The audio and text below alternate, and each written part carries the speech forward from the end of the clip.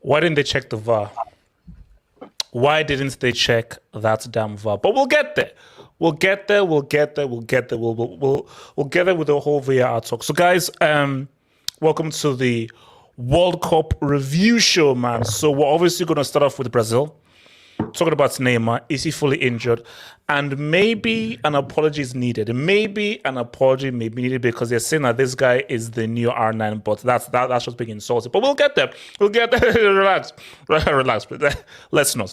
Let's do this within context, please. After that, I couldn't get into everything in my reaction because I only had 5 minutes.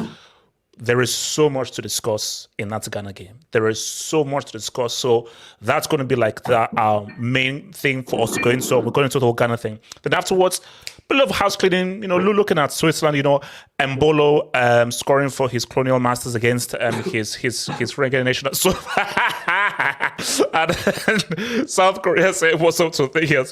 I mean, no, sorry, I don't want to do that, but look, you chose to be Swiss. Celebrate. Don't do the whole, I'm sorry. No, celebrate. You're Swiss. You're Swiss. Come see. You're Swiss. Okay, so you're Swiss, bro. So again, we've got a nice old crew. Shout out to your boy Ricardo, your boy Nix, your boy Osasuna, aka Ashley. He has a girl's name, and your boy Yas, man. Why would you so your boy. Look, no one. What's wrong with you? No one. Listen. You want me to expose your name? Osasuna, I have no name. Bro, Osasuna. No, I'm not. I'm not high at all. Hold on, wait. Yes, what did you say? I said it's Osasuna high, bro. There was a clip I saw. Yes, he was high. Yes, he was high in that clip. Yes. And I make sure that he's not high again. So, guys, welcome to the show, guys. Remember, guys, please like that vid. Subscribe if you're new, and thank you for your super chats. Your super chats and your dopes help us to keep this thing going and help me to buy these things of Purdy's. Purdy's cut the check. Purdy's cut the Nix. Have you had this drink before? It looks very familiar. No, it's in every new news. Trust me, seal of approval. And basically, it's like a vitamin drink. And get this one as well. Refocus Purdy's. Trust me, amazing. Because I don't know whether they have it everywhere else. Bro, go to your news agents. And remember, get this one, Purdy's Refocus. Amazing. Wait, artists, have you had this before?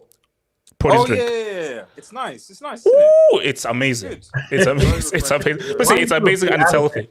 Why are you doing for free? Don't advertise for free. I know. No, yes, I know. Look, that's the only advert that this guy's going to take. Purdy's cut the check. Purdy's cut that damn check. So,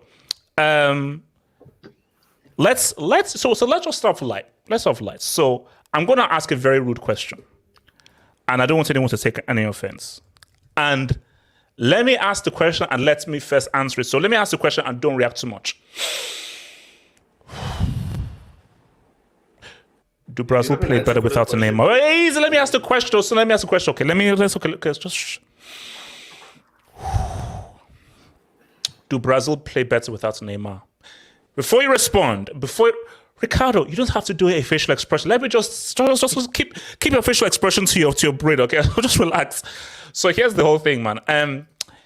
All I'm saying is this: Neymar didn't have a bad game. He could do better.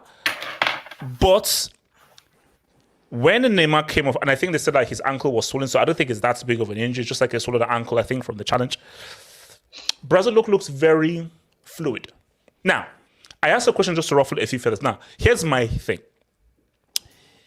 Brazil may have looked better after going a goal up or 2 goals up because Serbia had to come out, so therefore they looked to be a lot more fluid and so forth, based on the context of the game. But even if, let's just play that game of like, oh my gosh, do Brazil look freer with Hazard and so forth? That's all good for the group stages. When we now get to the real talk, because quarterfinal and semi-final, the game is, it doesn't matter who you're playing, the game is tighter, it's much more of a chess game. And when you're dealing with a chess game, you need those special players to put things in your margin. So here's my thing. I don't think Brazil will win this World Cup.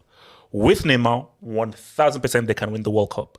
Without Neymar, they cannot win this World Cup. Now, when Brazil brought guys off the bench, I was like, these guys have weapons, bro. Rodrigo, he's a Real Madrid starter. Martinelli, Arsenal starts top of the league. Jesus, Arsenal starts at the top of the league. Guimaraes, Newcastle want to take Chelsea's spot in the top 4. So Anthony, Fred. Anthony.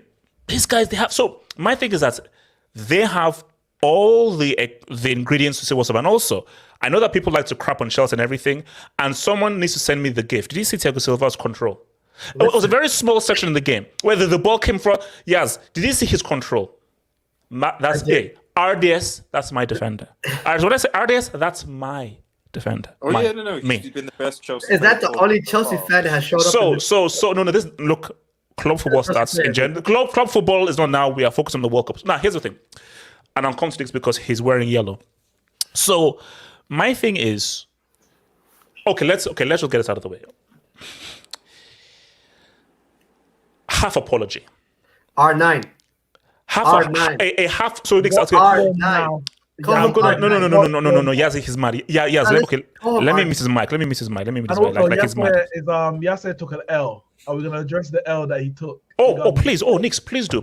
Yeah, please. I'm like, we have as much time as possible to clown this dude here. So my thing though is, it's weird. Richarlison isn't Romario. He isn't R9. And he just doesn't have the kind of flow. But here's the thing. Is he even the better? That second goal. No. I don't want to be rude, but do you know they're saying a broken clock is right twice a day? Yes. Yeah. So my thing is, wow, that was an amazing goal. I don't care when anyone says, whatever my view about Richarlison, that was... Because the whole sequence, because basically, I think it's on Twitter, I retweeted it. You have to look at the angle because there's a specific angle that they show. Because remember, Vinny actually did an outside of the foot pass. Yeah. And to flick it up and to... Yeah. Like, that's an amazing goal. My thing, though, is, can you rely on him to do what R9 was doing in 98 until they poisoned him in the final?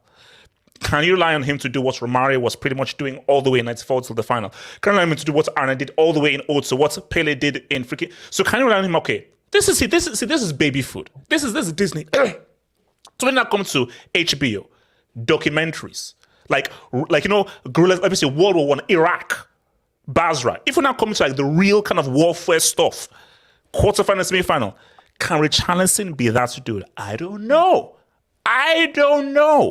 But okay, Nix. go on. Yeah. Okay. Nick, the country artist. Nick, talk to me.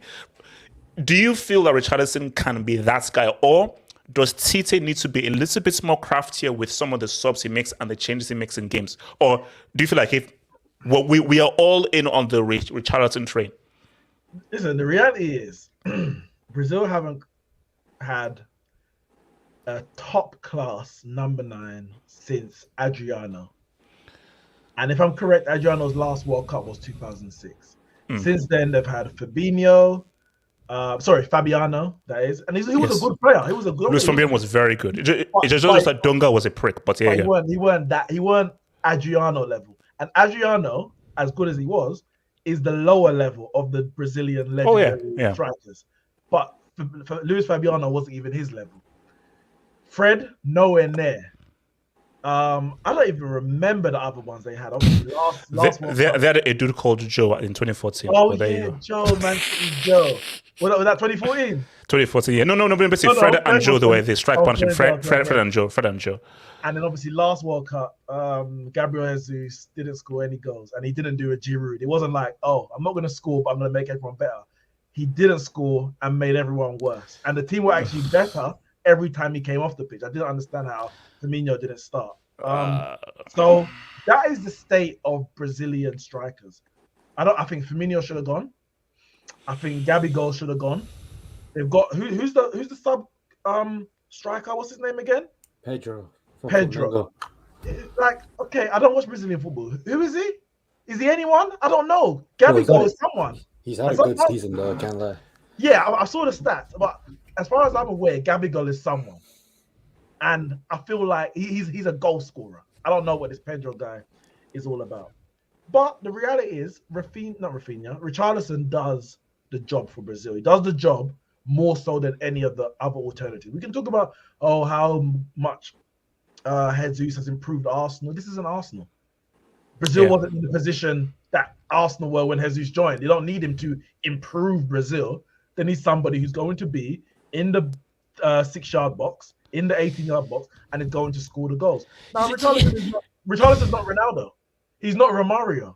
But my thing on Knicks is that he's a striker. No, I get that, but see, this is the difference with Brazil team. You see, the Brazil team of old, okay, we're all in Romario, Ronaldo, but here's the thing: Vini can get it.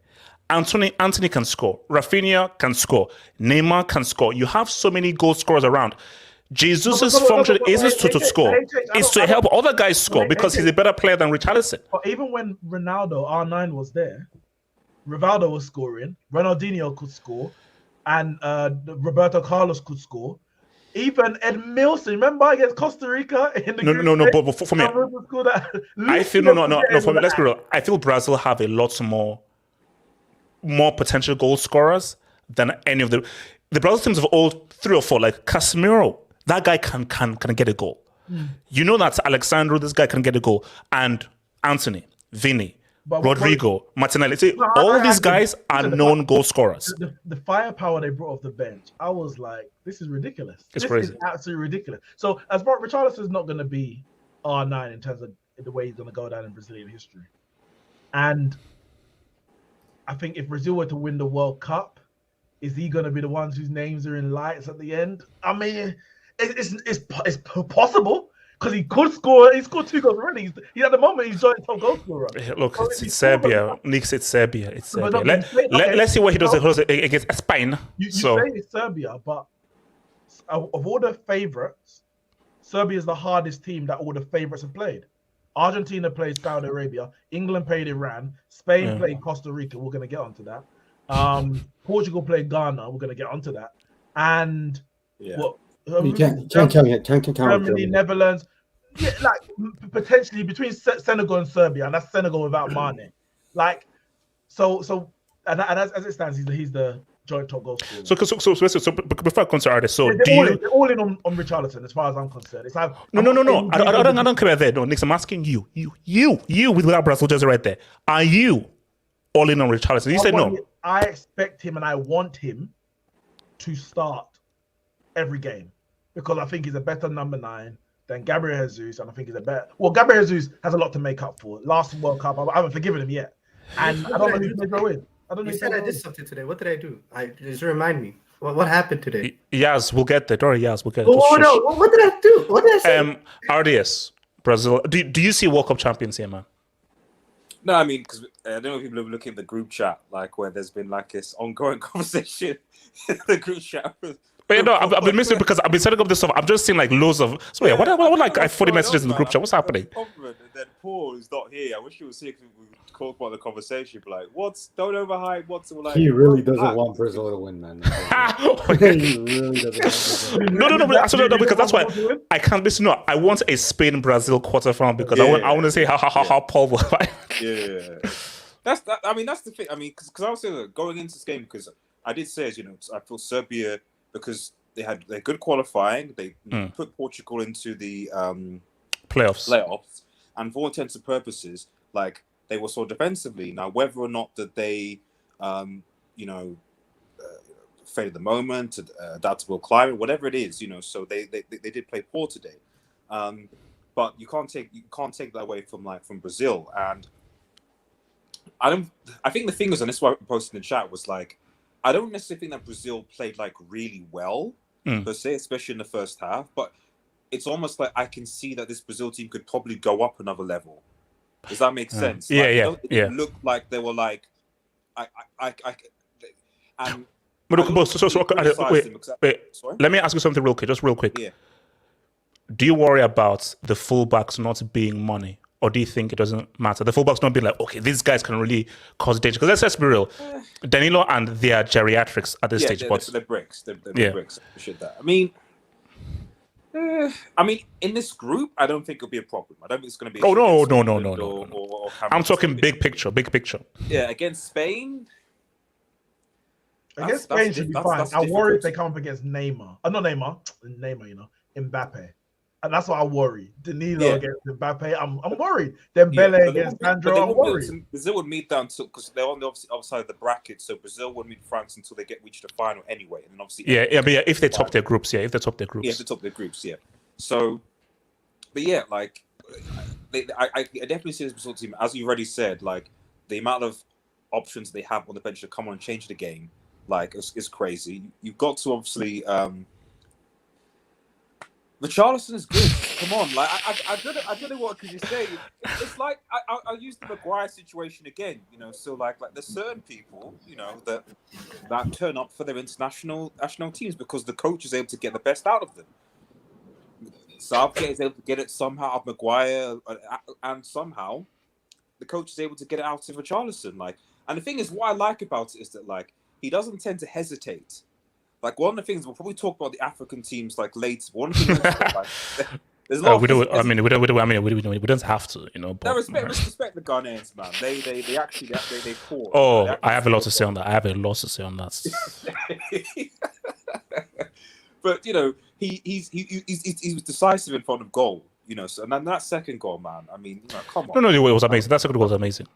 So, but yeah, if we're talking about what is the question? Do you think Brazil can go on and do something special? So do you see World Cup winners here, or you need to see more? World Cup favorites, potentially, yeah. I still think that the Spanish performance was, even though Costa Rica was sort of,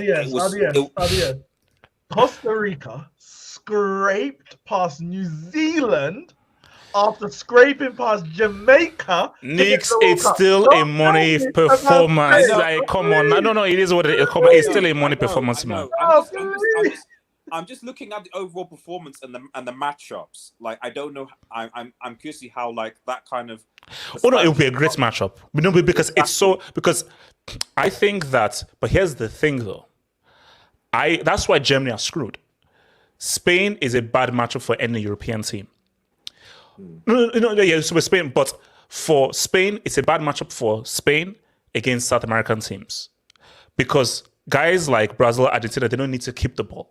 Take the ball because they hit you quick because they're very direct. Europeans are not very direct. So I think that Spain Brazil thing will be very interesting. So that's a great matchup. I think we can all agree the Brazilian will have the better attackers at the Spanish. No. Bro, that Brazil attack. I forgot that. It shook. Like Rodrigo's on the bench, Martinez on the bench, Jesus on the. I was like, what? I mean, it's mad. Like the Even options they argue- have is crazy. even argue defensively, okay, maybe the fullback some, but defensively, Brazil arguably better. We're talking about Thiago Silva and Marquinhos, them centre backs. Militao could be also as well. Yeah. Yeah, so it's just obviously the midfield where But artists, we know that they're all these things, but we know when it comes down to it, it's you just know that because it's it's too easy. Hey, all these players, Samba, Joga Bonito. We'll see, bro. We'll see.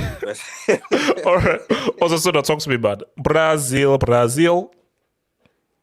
Yeah, I really liked today's performance in the second half. The first half was a little bit slow. I felt like they could have moved the ball a little bit faster.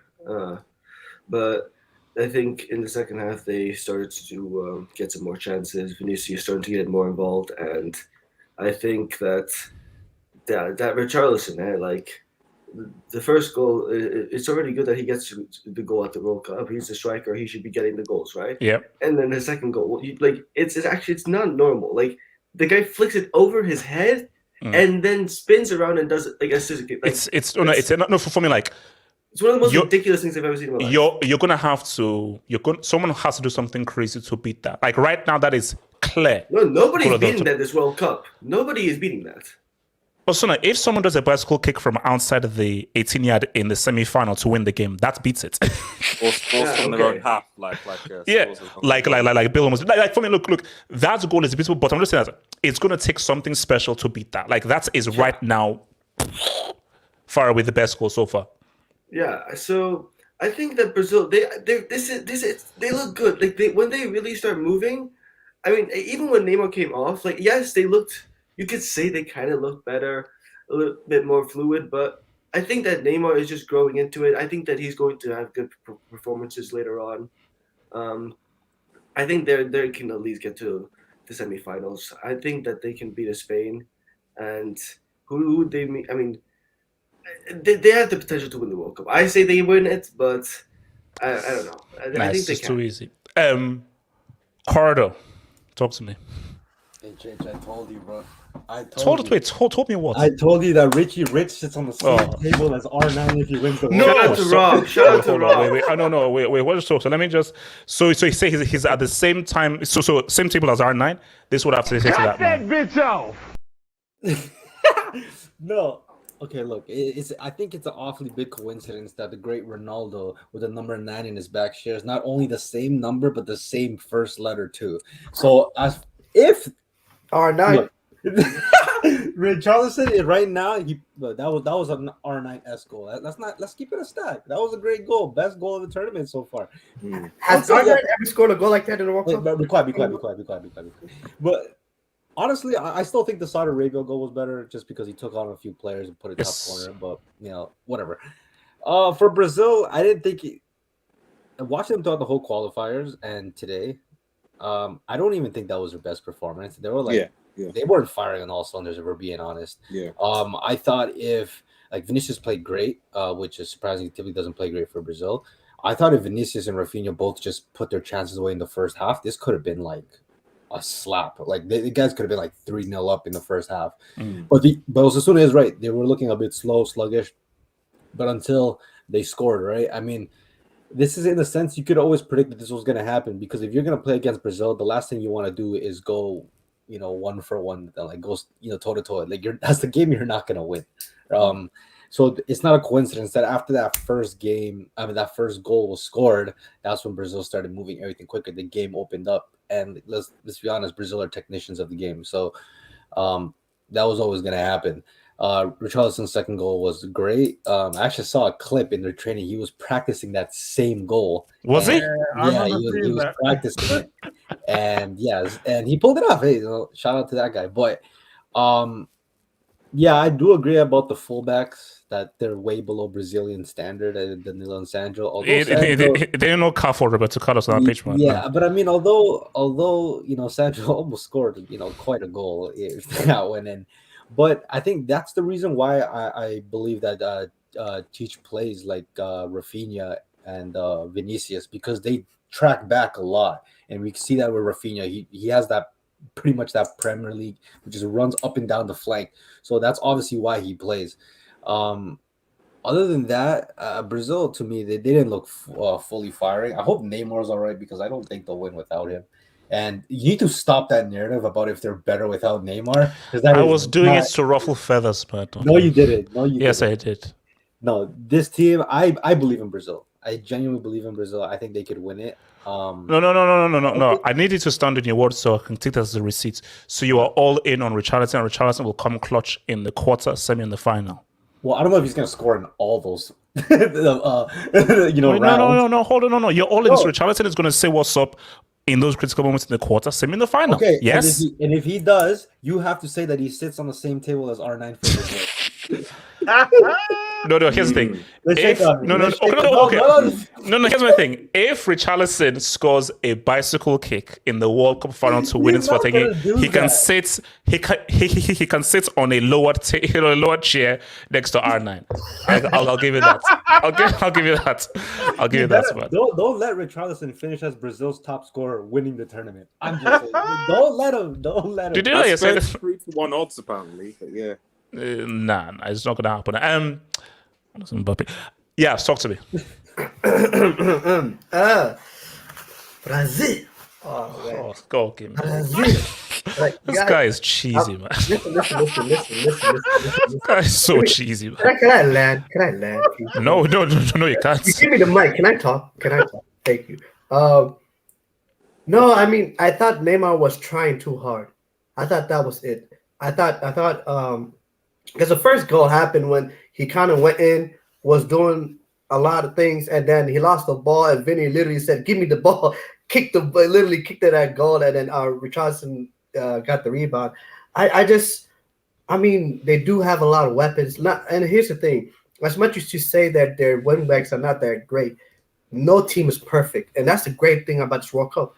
Every team is not perfect, and as much as you can say that Danilo and Alexandro are not the best. Alexandro almost scored an amazing goal. Yeah, He's almost scored an amazing goal. So they don't have that great of quality, but then they're decent enough. And I feel like in other places of the pitches they are far better than other teams. So, and for me, are you all in on Richarlison? Yes or no? I love Richarlison. I don't know why. I love Richarlison. Richarlison is he's one of those players that people don't like, but then his teammates appreciate. If that makes any sense, he's someone that you would love to have in your team, but then fans don't understand how good he is. Like Richarlison is. Guy gives you what he gives you, man. So you believe in the critical moments against the big teams. You believe Richarlison can come clutch. 100%. And so, Nix, you might as well pull out your. Hold up, Nix. You might as well just pull out your because he just said 100%, and we know that this guy sticks in crap. Okay. Not 100%. 50-50. We're out. Maybe not. Listen, here's the thing, AK. It's like, and this is the thing. I feel like sometimes we look at we watch club football so much that sometimes we expect that in the international stage, and when it comes to international stage is completely different because this is the international team is a completely different team. Oh no, it's true. No. Listen, no. My thing here is, and I think we can all be agreed here. And you know what, Richarlison is nowhere near the great Brazil strikers. Not even close. He's not even close. But my thing is does he have the character to come clutch when they need him? He's definitely got the character. Yeah, but that's and what he lacks in quality, he's got that fight. He's definitely got that. And here's the thing, guys. For me, it's it's what fits. Richarlison fits. No matter how much people try not to like him. Yeah. People like Gabriel Jesus, people like this player, he fits, and that's the point of international football. It's it's not about who is the best individual player; it's who is the best team. How can you get all these players, the Rafinhas, the Neymars, and Vinny's, and how can you bring them all together? All of them play completely different football. Come on, let's be real. Vinny under Carlo Ancelotti plays completely different football than Rafinha. So basically, you feel like Brazil have a great chance to say what's up to win this World Cup. I said it. Brazil's on my favorite. Actually, and here's the thing: Brazil hasn't won a World Cup since 2002. Rodrigo is them literally the same age. I think he was born. Okay, yes. Yes, even if they didn't win the World Cup since 1890, what the hell does that mean? No, what you mean is so they're older World Cup. It's far too long. It's far. We already know it's way too long. It's time for football to come back home to Brazil. It's the first World Cup. Remember that World Cup was in Asia. This is the first World Cup in Asia. No, come on. See, that's just being cheesy. No, that's not in Asia. It's 20 years after Rodrigo's the same age. Come on. What I'm saying is, forget the Rodrigo thing. That's that's the answer thinking.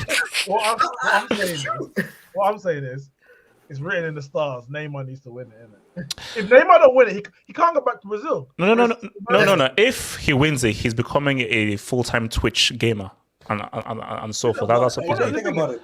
We always talk about Brazilian players who, they finished at this age, finished at that age. The only reason Neymar's still playing now is because he ain't won the World Cup. If he had won the World Cup, he'd be done. He'd have finished. How fitting would it belly, gone back to Brazil. Wait, what can I say? How fitting would it be if Neymar won the World Cup if Messi and Ronaldo didn't? It almost feels right. That's not how these things work, bro. You can't say, it feels right. No, this is not Disney Plus. This is reality. But we need it because Messi and Ronaldo have all these champions, all these Ballon d'Ors, all the stats. Neeks. Neymar gets the World Cup. Neeks. No. Listen. At that point, people talk about, Neymar was the best of. It's only because of Messi and Ronaldo he didn't win Ballon d'Ors. Now he's sitting at the table. If he leads Brazil to a World Cup, he's sitting at the table. No, but Nix. No, Nix. I mean, we'll get there. But Nix, the issue is Portugal. Nix, I can see a narrative building.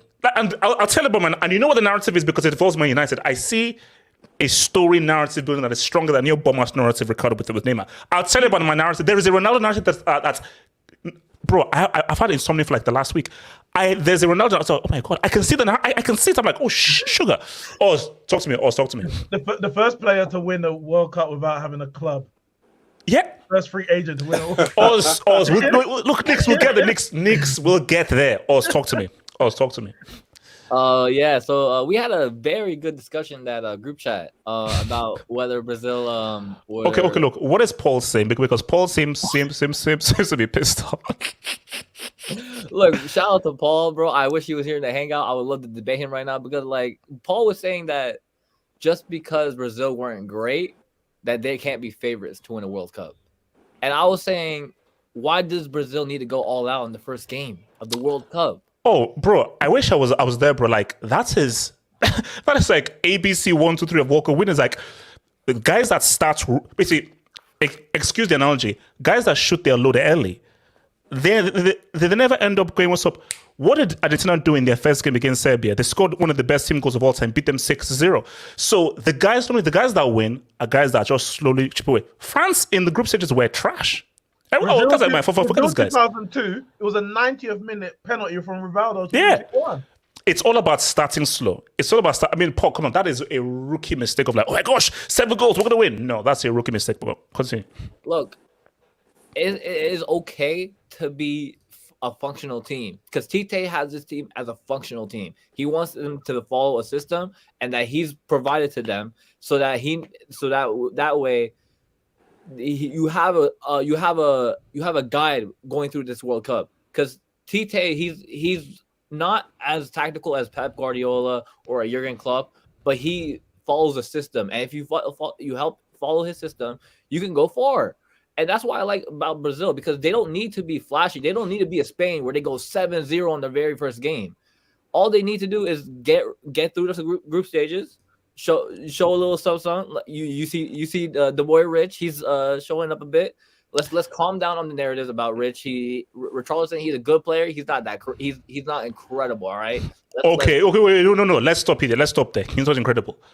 With him as a main striker, can Brazil win with him just being a good player? As Brazil's main striker. As Brazil's main striker, no. I don't think Brazil is going to go far with him as the main striker. But I like how Brazil have an option off the bench though. Like if Richarlison is not working, you got Gabriel Jesus, and now you could switch up the system. where How you many can like How many goals has Gabriel Jesus scored for Brazil? just Not in the enough. last year or two? Whatever it is, that's not not the enough. point. One, The isn't it? point- Is it one? No, but Oz, ignore them. Oz, ignore them. To score goals. If he Oz, scores just I- ignore I- them. I Oz, 100% agree Oz, with keep that. quiet. Just ignore them. Oz, ignore them. Let me write into my point. The point is, Richarlison, he's a goal scorer. Yes, we all know this. Richarlison, he's a goal scorer. But if Richarlison not firing on one day, you can have a different option where Gabriel Jesus does, and he can help spread out the play now, where he can like get people like Neymar and HH. I don't like this narrative of you starting with Neymar, because Neymar was one of the best players on that pitch. Because I was doing it to just to piss people off and just because cause a ruckus. Neymar wasn't on that score sheet. He doesn't mean he didn't have a good game, because Neymar was one of the best players. No. I was like, see, that's why I said my whole thing. I just said, oh, well, just to get people talking. But really, for Brazil to win this, they need Neymar, because nobody else has the talent and character and big game clutchness to say what's up. Because a potential Spain thing, Rodrigo, you can't rely on Vini or Rodrigo or Anthony. No. Let me give you Or Maybe even Martinelli. and not even with Richarlison. You can't rely on Richarlison in the same. I'm sorry, you can't rely on Richarlison in a semi or a quarter. It ain't happening, bro. You can't. Let me give you a stat, because people were saying, "Oh, Neymar's rubbish. Oh, Brazil better." And HH landed a question, but people were literally saying Brazil look better without Neymar, and I'm like, guys, game That's situation. naive. But let me give you a stat, and I'll let you come back. I'm gonna let you come back in. Neymar was fouled 9 times in this game. 9 times. That is 3 times more than the rest of the Brazil team combined. Vini got fouled once. I think Paqueta was fouled once, and Thiago Silva was fouled once. That's 3 for the rest of the players, 9 for Neymar. By the way, Paqueta, what a player, man. When Neymar gets the ball, everyone goes to him. That's why Rafinha had 3 golden opportunities, because there's nobody marking him. Rafinha, nah, he was bad. He was playing against them, bro.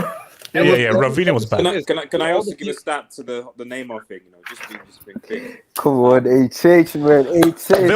Wilson. Okay, look, we'll get to you, Mr. Brazil. We'll call to you, Mr. Brazil. We'll call Mr. Brazil. Wait, actually, no. Oz, finish your point. I'm just saying that whoever's saying that Brazil looked better without Neymar is naive, because Brazil, by the time Neymar came off, were 2-0 up. Of course, they were going to look better, because now you already have a cushion. Now you can go at the game. Now you got players like Anthony, who's not scared of having to track back every day, every attack, because now you're 2-0 up. You're straight. You're good. You're fine. So that's why I don't like this narrative where without Neymar, Brazil that get that narrative out of your head. Yeah, no. Look, look. I said I did it to piss people off, but like everyone knows that. Don't get it. It's like don't get it twisted. It's like, yeah, they were doing Jogo Bonito. You ain't doing Jogo Bonito in a quarter or a semi or against a Spain or England. To the streets.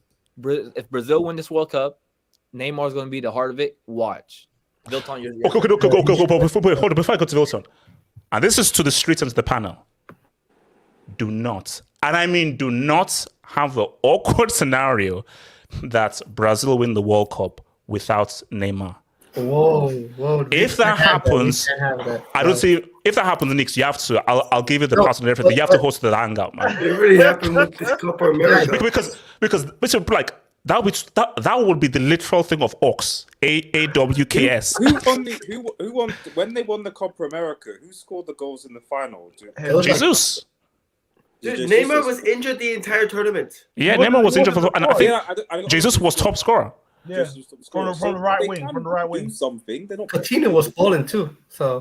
Okay. Look, let's get Mr. Brazil talk. So Wilton, you're winning the World Cup, yeah? You're winning the World Cup, Wilton. This is the first time I've ever seen Wilton ever in my life. And he comes up because it's Brazil. He does it for Real, but he does it for Brazil. So Wilton, so your boys are winning the whole thing, Wilton. Let's say so. It's over. It's very easy. No. They're definitely a contender. I'm not gonna sit here. I'm not gonna. Wilton, that's not what you were telling me in DM. That's not. Don't try and be humble now. I'm not gonna use reverse psychology. They definitely are a contender. They definitely are. I'm not gonna say Brazil can win it. Of course they can win it, but it's just that performance in the second half, Serbia just couldn't get out. Casemiro, Casemiro turned money. into prime Pirlo that game. He was Casemiro's money. No. United fans, you have a player, man.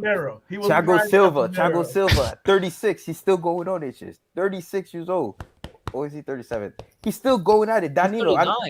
I know it's Serbia, but Danilo was amazing today because people were doubting him. But to be fair, though, it's not like Serbia had like Mbappe in attack that really threatened us. There we go. But he was really good today. Neymar was not that good today, but you got to give him credit. The first goal. The first goal. That little shimmy he did and give the ball to Vinny. That was quality, and Vinny took the shot. Did he give the ball to Vinny or was it the ball? No. He didn't give it. No. I think he created this. Neymar did not give that ball to him, but he created this situation. Yeah, Vinny took the shot. Then Richarlison. That's just a goal scorer mentality. Just be there at the right time. I know. Yeah. Jesus is definitely a better footballer, right? But Richarlison gets you goals. I was in the group chat. People were saying, "Oh, take Richarlison. He's trash. He hasn't touched the ball." But I'm like, you bring in Jesus. Jesus doesn't give you goals in these games. Look how tall these Serbian guys were, bro. Like every time they had a corner, I was legit scared because I'm like, they were out jumping us. Okay, but Wilson, here's my theory. Now, I get it. Goals are goals, and you're striking to score goals. My thing with Jesus is, and I think you'll understand this, is what Benzema wants for Real Madrid. Maybe you're not bringing him in for goals, but you're bringing him to help facilitate other guys. Ask Arsenal fans. Jesus is important, not for his goals, but because he makes Martinelli better. He makes Saka better. He makes other guys better. But Vinny and Neymar don't need to be made better. They are already good enough. They need someone to finish the chances. Not in a knockout tournament though, just because it's 7 games and it's high pressure moments. In a 38 game league, like for example the Premier League, Jesus is gonna be quality, but in a knockout because. It's just you do this till this day. Gabriel Jesus is still the only number 9 Brazil that has never scored a goal out of World Cup. Playing the entire World Cup. The first one since 1930. He's the only striker that's done that ever in Brazil history. Wait, no, he still has time. Come on, he still has time. He's got a few more games. He's going to score God time. So, okay, look, but sorry. Last time that comes to Israel. No, all I'm gonna say, bro. I hope Neymar's okay. I saw your tweet. We're not winning the World Cup without Neymar. That's weird, bro. Like Neymar's that guy. Like basically they said that his ankle is really swollen. But again, it depends on going to go down. Take your DM. We don't. I don't think we need Neymar to beat Switzerland. I think we can. I think it's gonna be definitely harder without him. But I'm pretty sure we can beat Switzerland without Neymar. But if this guy Neymar isn't fit, bro, wallahi, man, this dream is done, bro. It's done. So before I come to Veto, shout out to Nick. But see, Nick. Okay, let me just explain what this is. Now, Nick, does Tite have a PhD in like medicine? Like, is he? What did he get in his finals for medicine and so forth? Of course, he'll say this. I don't want to hear from you because you're not a freaking doctor. I want to hear from the doctor. RDS is a freaking doctor. Okay, it works in medicine. RDS. Let's hear from the actual, because Tite, of course, so Tite will say, yeah, man, it's bad. His thing is swollen. He's out. Of course, he'll be like, he want to be boisterous. I want to hear from the doctor, how bad is it, and how much will it affect him? Because let's be real, this could be massive news. Because my thing that even if he recovers from it, what everyone says about 2018 is that Neymar wasn't fully fit. Speaking of issues, like what's this? I'm hearing that Messi's training alone. What's all that about? Is that? And he's sleeping alone. What? He's got no roommate. He wants to be by himself. Oh, is this what we're doing now? Is that what we're doing right now? Look, but Sonic could pop off back. Self-centered, egotistical. Ain't that what they say about Look, Vera, take the mic, man. Vera, take the mic. So Brazil. So everyone is saying that Brazil are going to win the World Cup. It's easy dub. That it's all over. Like, why are we even here? You know what? Why did he take the freaking penalty? Why did he take the penalty? Why did he scrub for the Maple Leafs, man? Why did he take that damn penalty, man? What a bum. Wait. Are we talking now Canada? Okay, no. Okay. Just 10 seconds. Why did he let down the whole of Canada? Stop it. As a Canadian, did you want to punch Alphonso Davies in the face and then talk about Brazil afterwards? The wrong way. You see, you phrased it and you got me sitting up in my chair, ready to fight.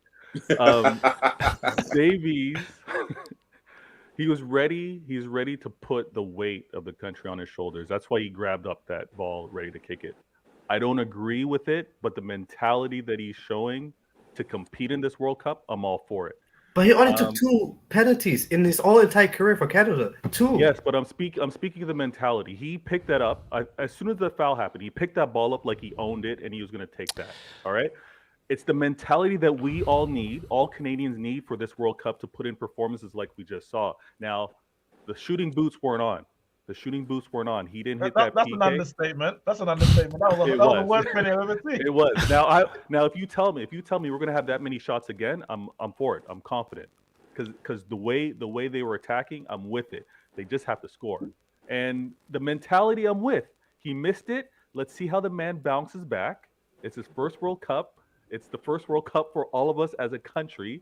Things shut down, and he owned it. We'll see what happens. Okay, so Brazil. Talk about Brazil. Now Brazil. Oh my God.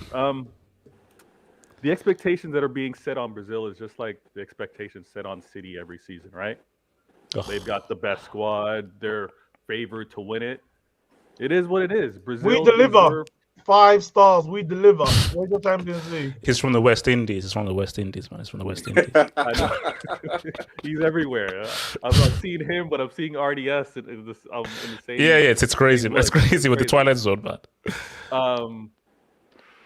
They should be favorites. Look at the players that they brought on the pitch later in the game. Right now, I think even despite Neymar being injured, they should handle the group. Winning with an injured Neymar. No. I'm not going to go that far. No. But with regards to dealing with this group, I think they look comfortable to do it with an injured Neymar. Now, you're a salesman. You got your channel. You know what you have to do when you talk to the people. You have to sell it. You're not going to sell Neymar being injured. You're going to say, "Nah, man's going to be back." Everybody in Brazil, they need to hear that he's healthy, that he's able to play. Everybody that's interested in the World Cup need to hear that Neymar is ready to play. No. Okay. Well, wait, so real quick. And I put this out. Now, I don't think this will happen, but let's just, in an alternate universe, like in universe 17645, if Brazil win the World Cup without Neymar, should Neymar retire from football with immediate effect? Will he retire from football or with immediate effect? No, he should not. Well, technically, he would get a winner's medal. I'm just saying. So. He would, which he should throw in the river. But there you go. Wait, so what is it? His performance, you can't. His performance in that game. I know he got injured, but his performance was on point.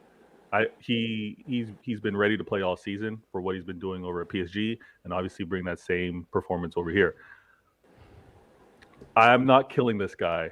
I'm not killing him for missing a few games and still maybe coming into the later stages and delivering them a World Cup.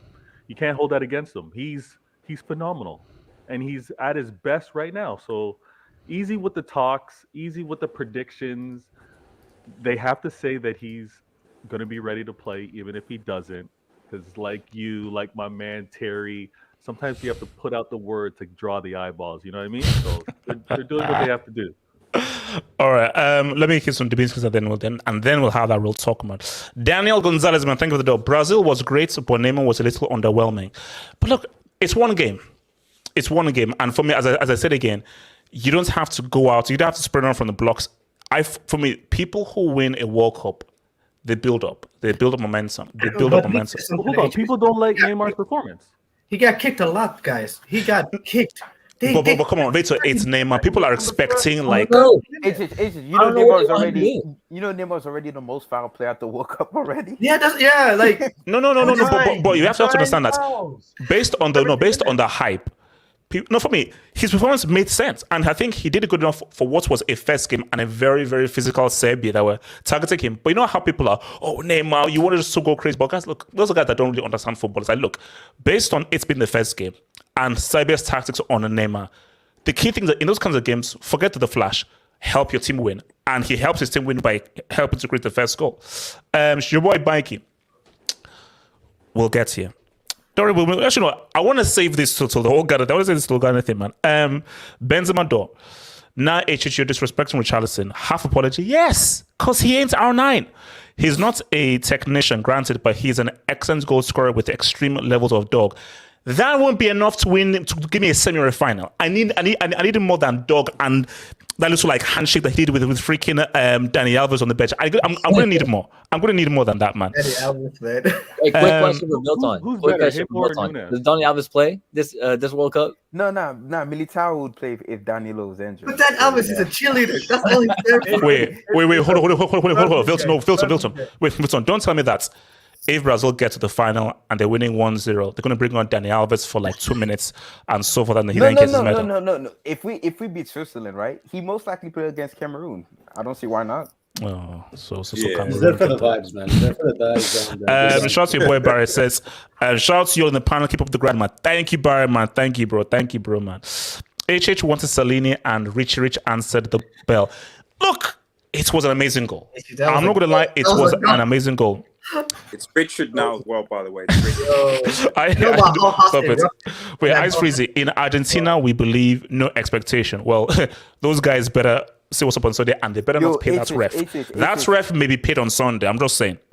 I'll be right back. Just put me on the background. Thanksgiving tax, bro. Thanksgiving tax. Hey, national, not happy. I'm just happy Indigenous Day. I also have Thanksgiving tax in like 30 minutes. No. We don't say this on here. We say happy Indigenous Day. Giving thanks for the slaughter of all the indigenous. Okay, yes. Okay. Now let's not get political, but I'll just say happy Indigenous Day. Oh, no, you're back. Hamza, brother Yassir said he gets nervous before talking crap. Yes, this is true. What? Yes, it's true. What? What? Why is Kylian Mbappe wearing a Brazil shirt? This doesn't look like Mbappe. He thinks people Wilton. What? A light-skinned Mbappe? Oh wow. Okay. Mbappe is light skin. How much light you want it to be? Okay, guys. Let's keep it real. So, guys, now let me just hit these dubs because this is what relates to this new topic. So, let me come back to this. Let me come back to this dub. Wing says, I hear any Leao slander, I'm ready to crash out. Look, Leao generational, Felix shaky, Rafinha trash. Look, Leao, okay, fine, he scored the goal. That was enough to call him generational. Relax. Leao is good. He's good, but come on, let's just be real. I think it was offside. Now, here's the thing, guys. I'm conflicted about this. Now, this was my emotions when he scored. So when he scored, I was like, "What are you doing? It's 3-2. Grab the freaking ball." In the game, because this guy was sprinting. I said, "Wait a minute, does this guy not realize that it's 3-2?" I was like, "So you're you're literally wasting time to do a celebration when you've just made it 3-2."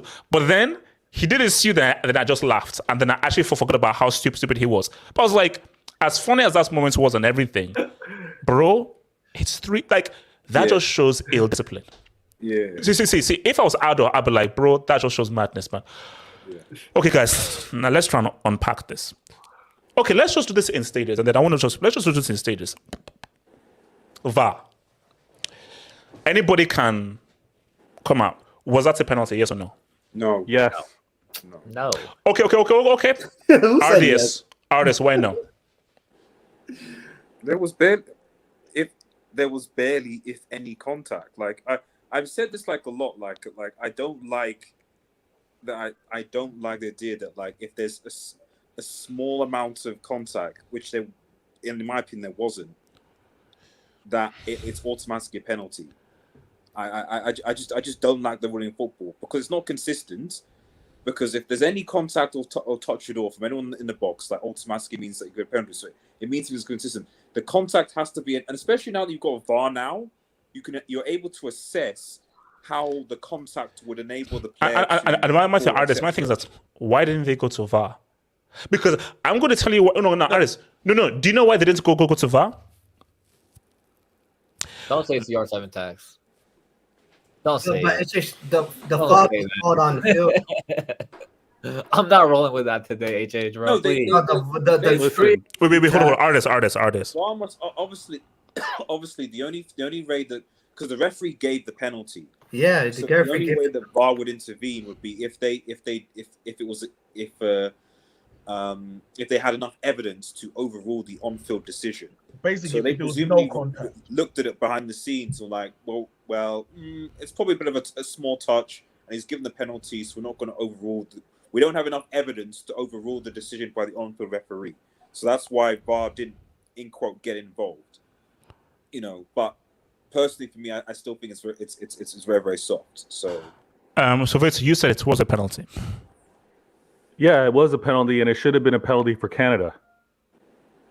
That's why it's a penalty.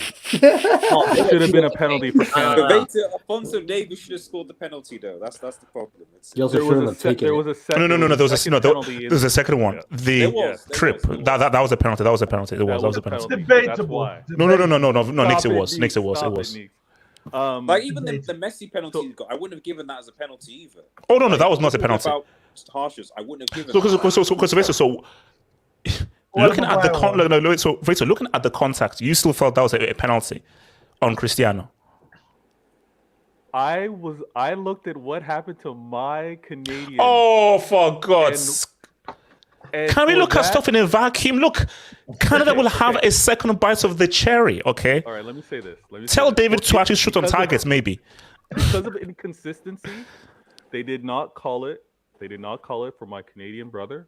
They should not have called it on Cristiano Ronaldo. They should not have. But they gave it to him as a penalty. So that's why I'm now going back. I'm doing Tenet. I'm going back in time. And it should have been a penalty for my Canadian brother. Now, it's soft, HH. And I'm working on a patent right now. I'm looking for some investors. Okay. I want to put some sensors, pressure sensors in all of the apparel that players wear. Okay?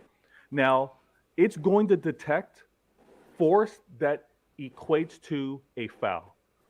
We're going sci-fi. I like it. We're going sci-fi. We're going sci-fi. We've got camera eyes reading offsides. We've got camera eyes reading whether the ball crosses the goal line. We're going to put camera eyes in the sensors of the apparel. Yeah. Okay?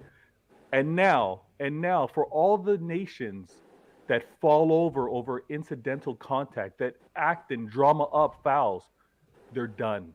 And you know what's going to happen?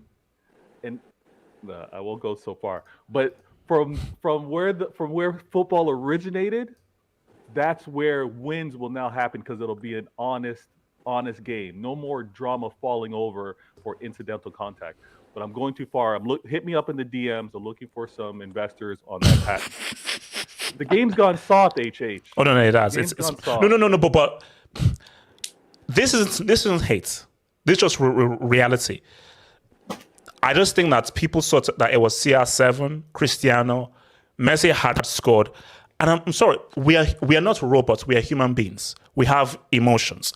And as much as you try to be objective, there is always a level of bias because we're only human beings. That's what we are. And I felt that they saw it was Cristiano. They're like, okay. If it was anyone else, no. Because if it was Messi, they do the exact same thing. If that was the same kind of foul on Messi, they do the same exact thing because people buy into the whole narrative, what they are and everything. So that really plays a part. So for me, just like you in a game of this magnitude and so forth, 0-0 on a knife edge, you can't give that as a penalty. No, but here, can I say something, guys? And because I've refereed, like I've actually refereed. Ricardo, don't do that. Ricardo, don't do that. Come on, don't do that. Yes, you like HH has played in every position on the football field. No, I was a central midfielder. I was a central midfielder. Relax. I've heard you say that. For like 1 second, but I was always a central midfielder. So Nick, so what's it? So yes, so you were refereeing and you blew for and you blew for full time 5 minutes before they. Oh, sorry. No, I didn't do that. No. Listen, guys, here's the issue, guys, and here's something I want people to really understand.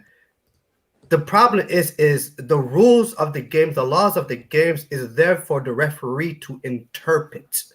That's the thing. Oh, every referee is due. Like that's why I say like every call, especially when it comes down to a foul, is subjective. I hear you. That's the honest truth. No, it won't be with my tech. It won't be with my tech. Looking for some investors. But you're never going to get consistency 100% because it's subjective, because of subjectivity.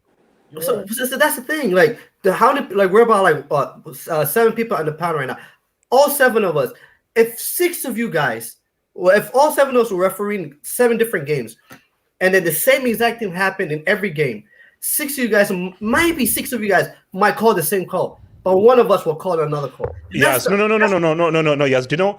Yes, what you're saying, I perfectly understand it pre-VAR. In the world of VAR, my thing is no for the referee. You see, pre-VAR, if because it's a penalty, it's happening quick, split second. It is what it is. That's because you're not understanding maybe how VAR is being used. Now, maybe that's the real question because then I'll be how it's used. The VAR's role is they say not to re-referee the game, i.e., they take the referee's decision into their own decision making. Maybe we should say, once a decision is made, forget what the referee's done, make your own decision based on the facts. But when they take the referee's decision to ascertain the decision. So, I'll give an example. In this one, for me, I think it's the incorrect on-field call because I think it's way too soft. There was contact, but football was a contact sport. Ronaldo bought it. Yes. And he went over easy. The contact didn't make him go over. I don't think it was a foul. But because the referee gave it, and the way that VAR is being used in football, there's not enough evidence for the referee to overturn That's what I it. said, Equally, if the referee didn't give it, VAR wouldn't overturn it. Exactly. So VAR isn't the problem. The problem is that VAR's role is to judge the referee's decision, not the incident. That's what VAR does. VAR judges the referee's decision, not the incident. But Nick, here's the issue. This is a categoric, unmitigated mistake. No, but Nick, here's the issue. 40, maybe 70-30. I think he was wrong, but I get it. I know why he gave it. But you said he's wrong because you believe the foul was soft. The penalty was soft. So the question is, was there a foul? Yes or no? No, there was. Irrespective, it's a soft. There was contact. Does contact mean a foul? For me, I would say that wasn't enough for a foul to be given, but it's subjective. So I'm not saying the referee was wrong, because for me, a soft foul means some will give it, some wouldn't. It's only categorical when you say no contact wasn't a foul. No, but see, for me, I think yes, you actually do raise a good point. Referees, they interpret things, and what I've always interpreted is this: fouls during, like, in the middle of the pitch, I would judge them differently from a penalty. To give a penalty, that's a major call. So particular fouls, particular transgressions that I would give during the middle field of play, I wouldn't give the same transgressions during a penalty. For a penalty, no, I need stronger contact in the box. If that same contact was made in the middle of the field, I'll give that as a foul. But bro, I'm about to give a penalty. This is a major thing. So if you want me to give you a penalty, I need to see more contact because this is a big deal. I can't have nothing slight. It has to be proper contact before I give a penalty. That's how I'd interpret it. But wouldn't that be the other way around? If you saw something as light as what happened to CR7 in the middle of the field, wouldn't you say play on? You'd actually whistle. No. Play on. But if there's no advancement by Portugal, I'll pull it back. I'll pull it back. But here's the thing, and this is what I don't like, HH. And this is the thing, because or else we're gonna go crazy. For me, I'd rather be. I know things are not black and white. I'd rather be as much black and white as possible. If universally a foul is a foul, irrespective of where the pitch is, then no one will complain. People will be annoyed by it, but that is going to be simply the law. The issue we have is what constitutes enough of a foul to make it a penalty. Where do you draw the line? Okay, look. Let me come to Ricardo. Looking at the game, Portugal and Ghana, a lot of what people are saying is, Portugal, if you're struggling like this against a Ghana side who are nowhere near as good as their 2010 team, Portugal maybe they're not so favorites. But what I say though is similar to what I said with Brazil. You don't win these by starting off fast. You win it by growing into it and so forth. So what do you take, first of all, from Portugal's chances in terms of how the game went against Ghana and then the other thing before? Look, I'm going to stand by on what I said. On paper, Portugal look very good. They have a lot of quality around every position. But the reality is this great squad is being managed by, come on, everybody knows Santos is a brick. Whatever, we know that. I personally think that this is how they're going to be playing. because when they won in 2016, what game was actually pretty for them? None of those games are pretty. They scraped by. They just got it done. It's a good. Yeah, and even in the World Cup after that, the same thing. Until they got caught by Uruguay, and then the Euros after that, scraping by. I literally went to the last match day to find out these guys were going through, and then they lost to Belgium. It's the same thing. Portugal is a great on paper. I've said this one, but this is why I think they're genuinely overrated, because the manager doesn't know how to maximize the potential of this team. So when I see how they play today, I watched this game in bits, but for the most part, I did watch majority of it. I believe Ghana is the lowest ranked team. I think the commentator said that in the World Cup. I could be completely wrong. Yeah, that's They're true. the lowest ranked team. Yeah. Now, I don't know if it's a case that maybe this was just a good performance by Ghana on the night.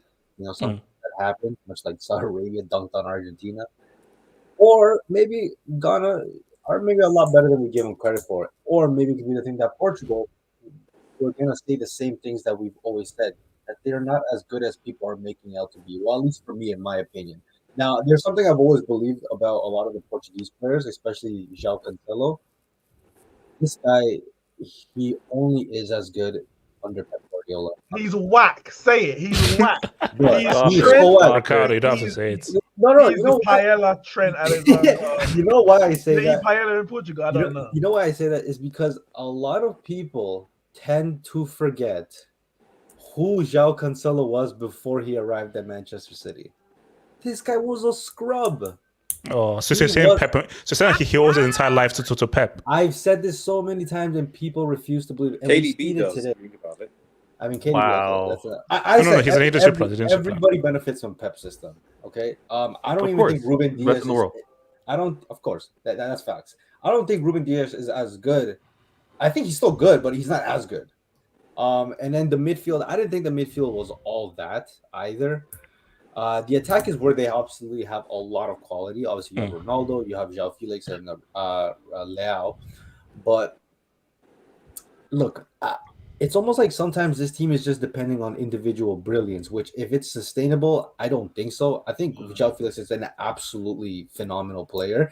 And I think, obviously Ronaldo is Ronaldo. He's going to get the what's it called, the game centered around him. But to me, João Felix, in terms of quality on the ball, I think maybe you can only argue Bernardo Silva is better than him, because João Felix, he's a monster. Now, obviously, you could ask whether or not he's even consistent, because he plays under Simeone and then he plays under Fernando Santos. Like, those are two managers that are completely against how to make this guy thrive. But like I said, I think defensively they are suspect. I genuinely thought they're suspect. I think they're very lucky that if they finish first in the group, which I think they will, they won't have a stiff test until I believe the semifinals, because Belgium is trash. Japan, I don't really know how well they're going to do. So they're going to get a free ticket to that semifinals, and we'll see how they rank up at that point. Midfield, I think there's a lot of teams that could overrun their midfield, and I think their offense, as good as Ronaldo is, he has been wasteful. He should have had, I think the opening 10 minutes he should have scored. I think, but even Ronaldo, that penalty he got, does it really surprise us? A lot of the times we've seen this when the going gets tough for Portugal or whatever team Ronaldo's on, he's gonna do whatever he can to get a penalty. That's what he does, and. But he was also being supplied well though. He's like James Harden at the 3-point line. He was being supplied, but my point is that penalty, let's keep it a stack. That wasn't even a penalty. The reason why I wouldn't even give it a penalty is because it was clear shoulder to shoulder contact. That's clear 50-50. So it doesn't even matter if the guy came barging, bro. It's 50-50. You can't give that a penalty. I would understand maybe if the Ghanaian player crossed his left foot over Ronaldo, but that didn't even happen. Some people are saying that it rules out the first goal. Football doesn't work out on balance. No. It is what you that's not how it works. It just goes. You go with the flow. That's what it is. And to be fair, in the second, in that goal that he scored, great finish by the way. Yeah, he pushed the Ghanaian player from his backside, but his arm was out. That's obviously a foul. That doesn't take much to know that. That's not. If it was shoulder to shoulder, different. Why do you sound so bitter? Why you It's so not. Are we It's gonna really common. No, act no, like yes, it's yes. We're talking facts. This is not about advice. We're just talking facts. Exactly, It's bro. just You facts. said you were a referee. You can't even. Call But that no, second. Messi got a week. No. Ricardo is saying no. Ricardo, he left the word out. You meant that. No, I was a great referee. No, you were a brick referee. That's the point. You were a brick referee. You said you gave 3 yellow cards for one guy, and then I was a fantastic. hashtag Graham Paul. Graham Paul is. I think overall, I don't know how much better Portugal is gonna get because of Fernando Santos. If I'm Portuguese, I have no faith in this guy, and he hasn't given me any reason to give him any faith. So, Ricardo, they needed a goal, and you brought in William Cavalier. That was wild. I was about to say, like, wait a minute. How do you bring a William Cavalier and like you need to get back? Well, how does that make sense? No, but do you know what's crazy? No. So 2 things now. Ado. No. Let me just bring because this is hilarious. So Ado. This just shows you the universe works in not mysterious ways, obvious ways. He brings off kudos and so forth. Guys, Andre Ayew didn't say. You know when you come off as a sub and he starts hugging guys and everything. Andre Ayew was still hugging guys off of the pitch when João Felix scored. That is how quickly his subs changed the whole game. Because Andre Ayew was hugging the guy before I started. I was like, huh? So he didn't even sit down. That's how quickly the game changed when he did the subs. That is inexplicable. Can you check your DMs, HH? Check your DMs. You saw the clip where Ayew just turns like this. I was like, what? I was like, let's wait. I just came off. I literally just came off, bro. I was like, what the hell? I mean, but like that was a bad decision. But but how, guys? Why? AJ, but why would he take both of them off? Kudos and Ayew. Both. It's 1-1. Both managers make. Well, yeah. It's so negative. They were both on yellow cards. I get it. They were yellow cards, but they're attackers at that point. No. Like I don't care the yellow card. No, because you've just gotten back in the game. Keep the momentum. It's like the worst thing to do when one of your best players on the pitch has held to get back the game is to take him off because you change the whole rhythm of the game. That's the key word. That was the key word, momentum. The reason Andre Ayew and Kudus, the reason why they changed the game was because the momentum changed. Once those players came off, they stopped attacking. Once those players came off, the Ghana players were like, let's hold it. And because they got complacent and because they thought 1-1 was a good result, they didn't expect Felix to make a run. Oz has hit it. I think that once, and that is why I think what Ado did is horrendous. Because, as I just said, once he saw it was 1-1, let's hold it, which is crazy. Well, that just shows that a lack of because, bro, once Ghana began to attack, they look like a different team. That's how Ghana played in the first 45 minutes, wasn't it? Yeah. That was their like. Let's try and hold out for a draw. I honestly thought Ghana just got a little bit ahead of themselves because even the second goal they conceded, like that fullback, man, that was way too easy of a. That's Chelsea's Baba Rahman. Yeah. Like Ghanaians have been slating him on Ghana Twitter. So. Yeah, like come on, like let's be honest, like he should have intercepted that pass. Like he should have intercepted that pass. But to be honest, after everything that everyone just said, they were a slip away from drawing this game 3-3. Okay, now, yes. Wait. No, okay, next. So the thief is quickly on the Cancelo thing. Listen, if Pep Guardiola and Tiki Taka can give Gerard Piqué a career, he can give anyone a career. That's the first thing. Secondly, we need to talk about African football. I mean, AJ. Wait, why me, man? I'm from Earth. I'm from Earth. I'm from planet Earth. But you were there when I was there. Actually, you were there before I was there. But no, I wasn't. Oh, what there? Yes, I said no. You were there before I was there. My first World Cup is 1998. You talk to me about 1982 like you were there. So no, 94 was my first World Cup. Relax. 86.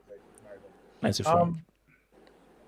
In the 90s, African teams had something about them, some respect, something different. 90 Cameroon came, got to the quarterfinals. The teams that they came up against had to play dirty tricks to actually beat them. Like Lineker dived. He dived. They got cheated. African teams in the 90s and Senegal in 2002 got cheated. Yeah, out of better- 94, Maldini should have been sent off. Maldini should have been sent off in 94. He held back Amunike. That's a fact. It happened. But the African teams and the players had something about them where they were really fighting for their nation, or at the bare minimum fighting for their careers.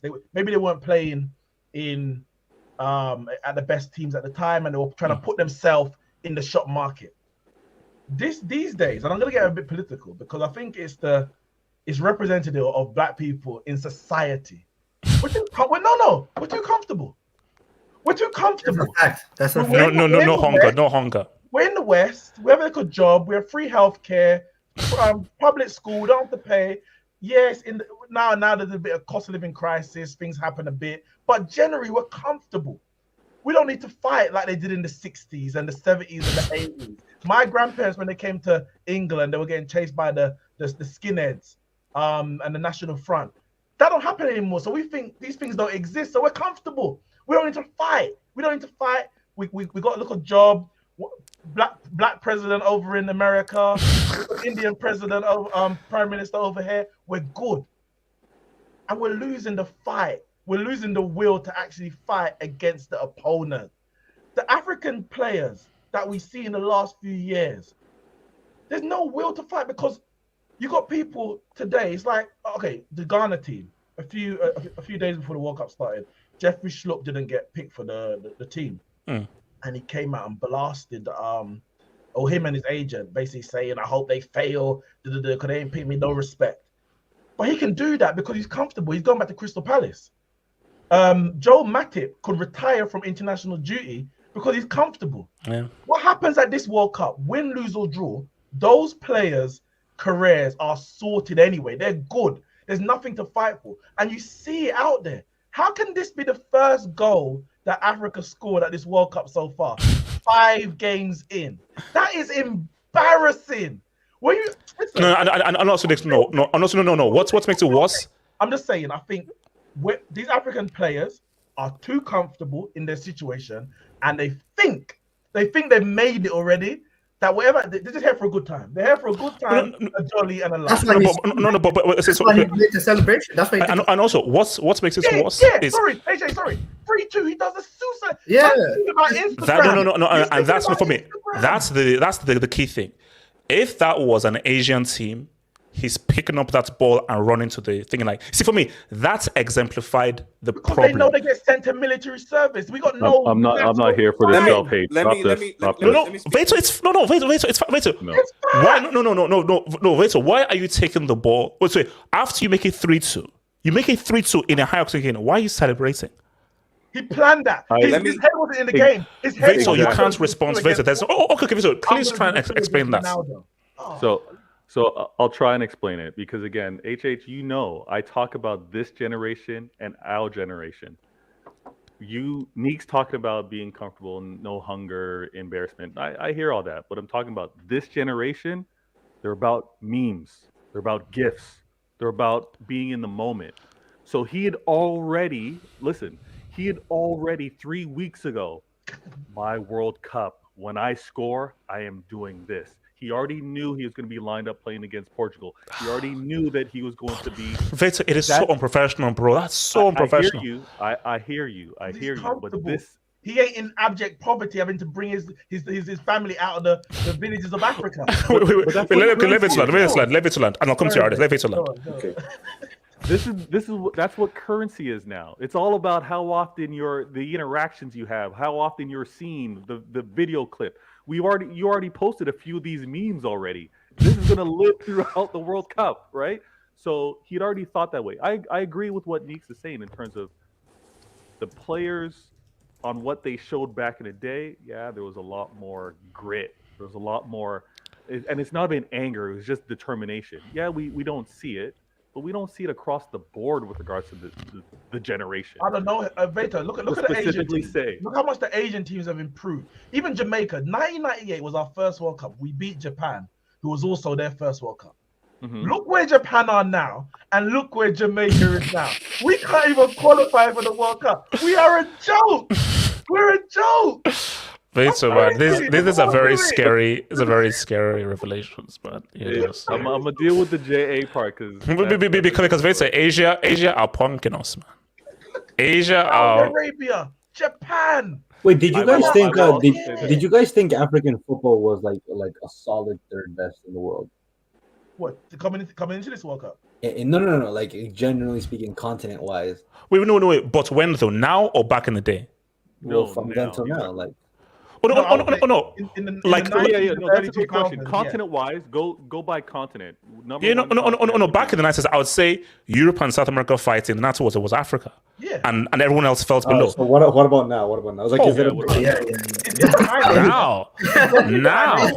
Are you telling me these African dudes who are like 6 foot, like 250-pound solid muscle built like Greek gods are getting punked by 5'2" Hello Kitty 100 But that's no, Ricard, that's why I literally almost cried when I heard the Senegal when the Sadio Mane thing. Not when I heard. Okay, yeah, okay. Artists, you wanted to sell? Let me just get some because right. Okay. How did Nketiah and Callum Hudson-Odoi Nix artists take the right. Okay. So they can get some minutes for England. Artists. Okay. Let's. Okay. The first. Okay. It's obviously about addressing the African situation. I just want to address this, but Well, it's context. I mean, where is Nigeria? Sorry. Okay. Okay. First and foremost, I'm talking about the African situation whole. So to be fair, we've got to put a bit of a perspective. You do have to give at least some credit to Tunisia and Morocco, but bear in mind they got draws against arguably the two what we viewed as favourites in their groups, i.e. Denmark and Croatia, respectively. So I'm not gonna. So I'm with Africa here. Okay, so you can't definitively rule out Tunisia and Morocco in that respect. So like that, I think that's. What is it? Artist, just keep going. Artist, just keep talking. I just keep talking. Please tell me. Artist, just say. If you just keep talking, no one will notice. Just keep talking. So you were saying, yeah. So yeah, Tunisia and Morocco, they have done well. I know they've gotten draws and everything, but Tunisia and Morocco, but let's not see what they do in the second games though. But yeah. Artist, Asia are punking us right now. So let me go on to the point. I just wanted to start with there because I just want to give it at least a little bit of perspective. And let's keep it a start. Even the Senegal game. There wasn't that much difference between Senegal and the Netherlands. It was they lost. They lost. I'm tired of these cheerleading scrums. I'm tired of just getting scrums. Oh, but they competed. Oh, but they came close. They lost. Let me land, please, man. Let me land. First and foremost, they lost because of your brick keeper. That's why they lost. RDS, quick question. RDS, quick question. Great point, RDS. RDS, quick question. RDS, which was the last African team to reach the semi-finals of the World Cup? Don't worry, I'll wait. Yeah, no one has. Got him. I don't disagree with that. So but the point I'm trying to is put it just at least for now anyway. Just put things into context. I'm not coming because you're talking about all these different things and they're easy and all the rest of it. At the end of the day, all these things are tied towards investment and the local FAs. At the end of the day, for a lot of these countries, the local FAs aren't run well and are borderline corrupt. Okay, it's borderline, just a generational kind of thing. At the end of the day, if let's say take the Nigerian FA and you're like, right, okay, so what is the Nigerian FA's plan for Nigerian football club in the next 5-10 years, etc.? How are you going to invest in grassroots football? What stadiums are you going to build? How are you going to recruit, etc., etc.? Like, what is that? People go, I don't know. Like, I'm going to siphon the money and give it off to my friends.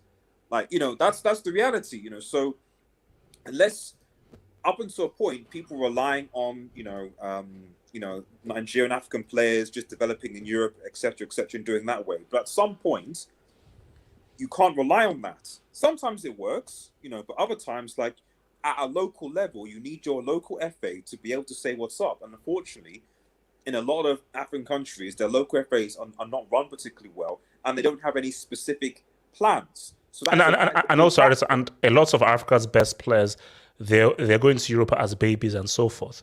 Exactly. Africa can't win. They can't win. So let's stop this cheerleading crap. It's basically. I'm sorry, guys. It's never happening. Oh well, Africa. Let's hope maybe this time. It's never happening. Okay, let me finish. Okay, it's not that it cannot happen because, like I said, if you take Japan, or like Japan's as a very good example, South Korea, etc. Like, there's obviously there's been consistent investment, and there was a clear and they concerted the effort into development. They haven't played in the Bundesliga, so it's not like the J League is now suddenly like the best league in the world or something like that. But clearly, the Japanese FA have a plan for the Japanese national team. There's like they have a plan for them. I don't exactly know what the plan is for the Nigerian FA, the Ghanaian FA, the Senegalese, etc., etc. Despite the fact that a lot of those players play in the Premier League and play quite well. You know, that said, I don't know. You know, we saw with Ghana today. Like, I don't want to completely think it's all that. I think some of it is the coaches, the tactics. Because the keeper stack, if Ghana played the way they played when they went down, they could have given Portugal a game. Yeah. So the ability is there. It's there. So why didn't the manager, as you told Adu, why the hell did he take Kudos when there's momentum? Yeah. So for some of these games, like it is kind of you know, individual mistakes. Manager is a brick. You know, I don't think the African teams have disgraced themselves by the performance as of yet, and they're still 2 weeks to go. And I still think that one will qualify. Yes. Hold that thought. Now, let's address this. We have to address this right now. So, let me just put my marker. Why did he slip? Why did he slip? Okay. Let me because the World Cup. Wait. Oz, okay. So Oz, look, see. He's not even really Ghanaian. Here's my, I don't know. So Spanish tax. So Oz. My thing here is that, like, Oz. There's, first of all, actually, would it have counted? Yeah. If you had got it, it would have counted. Yeah. The goalkeeper was in possession of the ball and he let go of the ball. Yeah. Okay. Because I think Henry did the same thing. Costa's a bum. Yeah. So big red. Okay. Oz, do you have sympathy for Williams that? Because I think this was Danny who said that he was running so quickly and had to change direction. He then slipped. Or Oz, you can't slip, man. What the heck? I feel like it was a combination of the moment was so big, and he wasn't expecting it to be that easy. You know, because like when you're like in the moment and you get such a golden opportunity, you're like, whoa, how did this happen? Because Inaki Williams, he came out of the Costa's alliance eyesight. So now you've got to change direction, and now you got a golden opportunity, and now you have everybody around you just like, oh, you got, oh my god, he's gonna score, and now the moment's there, and now the expectation's there, and then he slips, and it's like I feel bad. Imagine you had one night with Rihanna. You might slip You're up. gonna fumble it. Everybody in this channel will fumble that. Bro, it's the World Cup, man. It's such a big. It was such a big. All you had to do was just control, shimmy out to the left and put it onto an open net. That's it. It sounds easy, but in the moment, it's crazy. In the moment, you're like, oh my god. And I feel bad for Inaki Williams because now you got all these bums from the streets and all that, just like, oh my god, this guy's a trash player. He should have been able to do that. No. Oh no. That's too far. It's all about you have to understand the pressure, because this is not a regular tournament. This is the World Cup, guys. This is for your country. And now you've got such a big opportunity like that. Emotions arise. It's like it's too many variables where like anything can go wrong. And I feel bad for Inaki Williams because he's going to get most of the hate because of this. But you can't blame Inaki Williams for slipping. Like that is no. And anybody with half a brain knows that this game was lost with the subs, not that moment. Yeah. Like as frustrating as that moment was, I think everybody was like, no, the subs changed the entire. Yeah, exactly. That was just like an extra bonus that was there. Talk to me. Did the slip? No, I do kind of echo what Oz is saying, but I just feel like the situation was like he ran so fast that he slipped, and it's unfortunate because like it's like sometimes like you're trying to change your direction. He literally came from behind the guy, was trying to win the Okay, ball. so yes, you're saying that every time you run fast and change direction, you slip. No, you don't. But then like it's there's a high possibility that you will. Because like, look, you look carefully. And of all the times that the possibility had to align it out to be. Let's be honest. It's like he ran fast, had to react quickly because the goalkeeper was planning to kick the ball. Then once he got there, he had to literally stop himself, his whole momentum, and he carried him away. That's literally what happened. Like it's like, guys, like we play football all the time. Like you haven't played football. You were a ref. You never had to turn quickly. No. Knicks, that's a yellow, man. Yeah, but so it's unfortunate. And it was like, I don't know. That could be Ghana's chance, unless Ghana could do something crazy in these two games. Look. Oh no. One thing I dare Ghana to lose to Uruguay with a Cannibal Suarez two-piece back. One thing I will say is calma. Ghana are not completely out of this. That's what I'm saying. No, but here's the thing, because I like to do like crazy scenarios. What if Ghana, they beat South Korea and so forth. They have a chance to beat Thingy, and it's 1-1. Boom. Cannibal Suarez scores in the last minute, in the 99th minute, plus 9 minutes added on to the 99th minute. All of Africa hates Suarez. Ghana might as well apply for Uruguayan citizenship at that point, but they just might as well. Nick, talk to me, man. Why did he slip and let in the whole country? Of Uruguay. Ricardo, Africans are talking here. Keep your South American mic I am African. Nick, talk over this guy. Nick, talk over this dude. He summoned the spirit of Asamoah Gyan and let down his country. No, I'm not gonna do that. Oh, relax. Whoa. That's Ghanaians. I apologize. Ghanaians, I'm gonna tell you Nick's phone number, his tweets, and everything, so you can direct abuse at him. And I believe your DMs are open, so yeah. My DMs are always open. My bad. No, I think the pressure. I think he saw the end result before he even started the pro. Like it happened. He was like, he saw the opportunity. Because obviously he's creeping, isn't it? He's thinking, there's no way this keeper drops the ball. The keeper got the ball.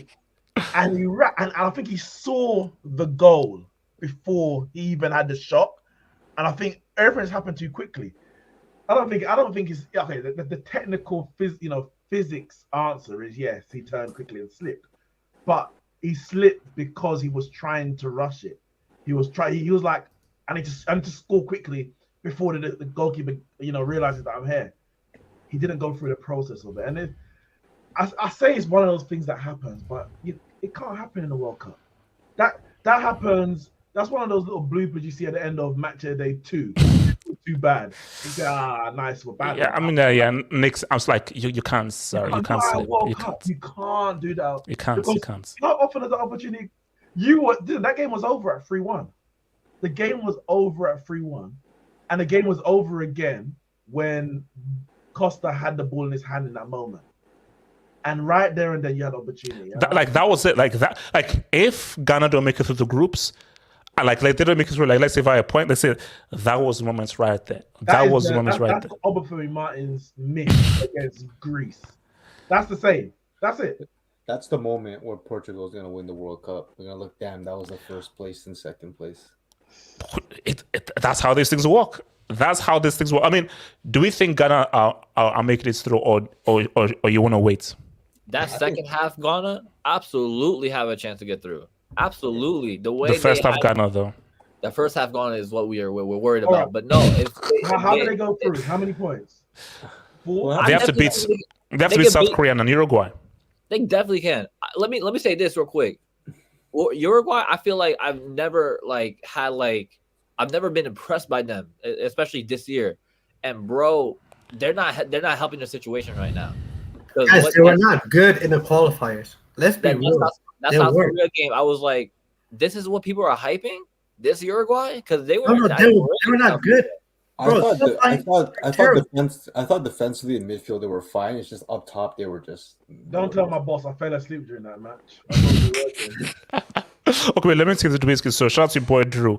Put Ghana in Group A, they qualify with ease. But they're not in Group A. They're in this group, so sort it out, okay? Senegal will still qualify, don't worry, man. RR7. Who cares about beautiful football? Portugal won. This is a Cristiano Ronaldo fanboy, so that's just the shout out to RR7. Can I say this real quick? Is that Rafinha in his? I want to actually. Yes. It's like Calvin Lewin. I want to say this to Ricardo actually, because Ricardo was saying that individuals don't win. An individual team does not win a World Cup. I think the World Cup is a perfect team where individuals will shine. And then watch Spain go and team their way to this whole thing, man.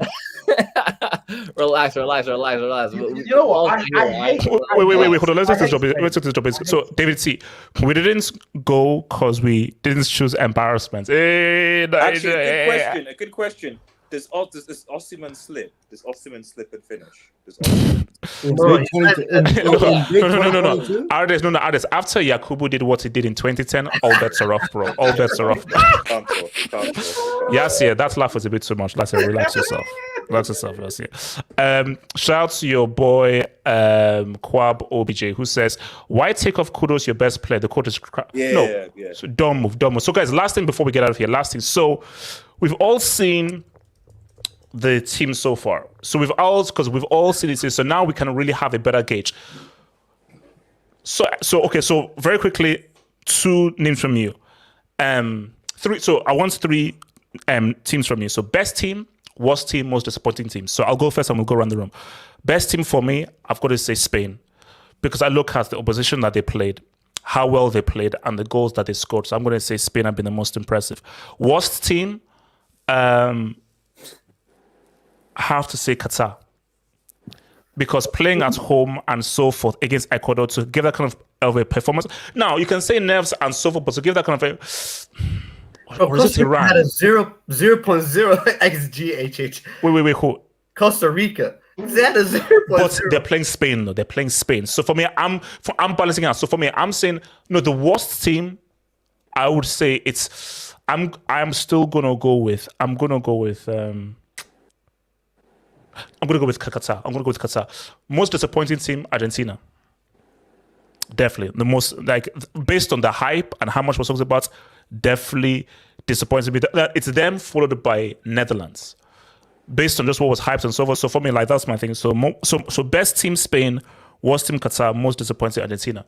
Ricardo, talk to me. And guys in the streets, tell me your best, worst, and most disappointing as well in the streets. Ricardo, I would say best team. Yeah, I think I have to go with Spain as well. Most disappointing, I would say Argentina, just based on like expectation. They should have won that game comfortably. And the worst team, I'm sorry, it has to be Costa Rica. Like, there has to be. Like, I think they just completed over 100 passes. They had, I think, was it 18 ball? Ricardo is the same team from 2014. They're doing it chilly. They're running it back. Bro. No, but still, like, you could see it 7. Not only that, not only was it okay. I mean, let's be honest. It was going to be, Spain was always going to dance all over them, but Keylor Navas, I mean, like, that was, come on, man. No, they pissed on his name, man. Like, that was bad. I would have to go Costa Rica. Nix. So I'll go with the same. In terms of most disappointing team, has to be Argentina. I mean, I'm not disappointed they lost, but in terms of expectations, it is what it is. Listen, I can't go best team Spain because I'm going worst team Costa Rica. Spain were as good as they were because Costa Rica were as bad as they were. And I'm not even, you know, I was about to say I'm not taking away from Spain. I am taking away from Spain. Spain are not that good. Nobody here, especially Yasser, and I mentioned at the beginning, so I'll mention at the end. He said, I wish Paul was here. Paul would be going crazy now. Spain will not. Mark my words, actually. I say some wild things, okay, and sometimes I think I should. Let me just get the clipper ready. So Spain will not. Please get the clipper. Okay. No. So go for it. Spain will not go for it. No. He said Spain will not come out this group. I say some wild things and I hold back. Whoa! I hold back this time. That's what Yasser said. Yeah, so that's what Yasser said.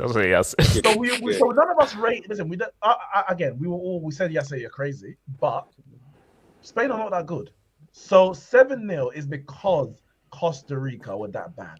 Spain are not that good. So Quality of those goals. Gavi wait, had hold on. number 9 Let him shirt. give his teams. That's an aberration. So Nick's best team was who? Best team, I'm gonna say France. Worst team? No, yeah, okay, so you give us disappointing was Argentina. That's what we're okay. Was Costa Rica. Best team France, because I think even though they went behind straight away, and I thought, oh, another upset on the cards, but they just looked like a team who were just trying to score goals. So sometimes their attacks were a bit disjointed, but they were very direct. Mbappe looked like he was ready to forget about all the injuries of the team, and I like that performance. So I go France, just above Brazil. Yes. The worst team in hands down was Costa Rica. That was U17. That's like you under 23s, under I don't know what that was, bro. It was child's play. It was ridiculous. The most disappointing team, as much as everyone said Argentina, for me was Germany, guys. I was so disappointed in Germany because. But based on what you saw at the Euros and at the World Cup, you are still disappointed. Yeah, I am, because I think there's enough quality there for them. I just didn't. For me, it's like, I don't see it getting better. I just see it getting worse. That's how bad they were. I see the situation of Germany is not going to get. Okay. So compared to Argentina, where Argentina actually had chances in the first half to score goals. Okay, so who's the best team? Best team. Wow, best team. This is an interesting one.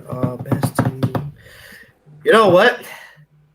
King Charles, England. I'll say England, man. King Charles. England. Yes. Right. Yeah, HH, you know, I was thinking, you know how Saudi Arabia, the king of Saudi Arabia, he gave a public holiday to the people. Yeah. Because, Saudi Arabia beat Argentina. And Rolls Royces to the players. Yeah. Really? Yeah, Really?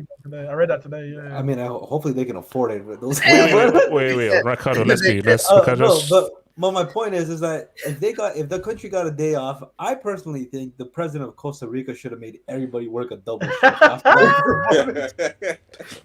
Hey, 16-hour shifts, everyone. Calm down. That's great. That was embarrassing, man. Like, come on, man. Where's the national pride? That's messed up. You don't get to see your wife and kids. Also, talks with best, worst, most disappointing. That's crazy.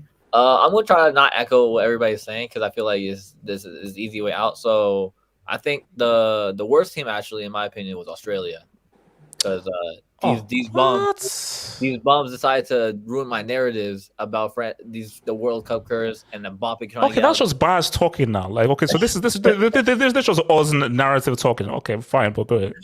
No, actually, in my opinion, I think the most disappointing team wasn't Argentina. It was actually Denmark.